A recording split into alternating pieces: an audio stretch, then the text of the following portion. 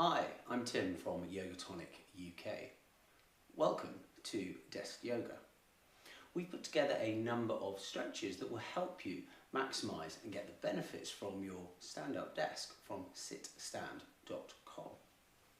So it may be that after some time working, you may want to stand up and open up the chest. So one way that we can do this is by bringing our elbows up to the level of our shoulders, bringing the shoulders back, maybe past, a little bit further back, and breathing, exhaling, bringing the elbows together and arching the spine backwards. Inhaling, opening the chest up again, and repeating several times. A second option is to interlink the fingers and the hands behind you, and inhaling, reaching the hands down, lower towards the floor.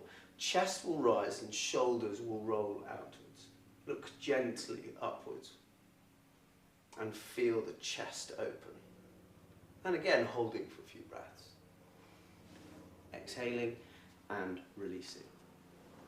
If you'd like to find out more about desk yoga, either visit sitstand.com TV or YogaTonicUK.com.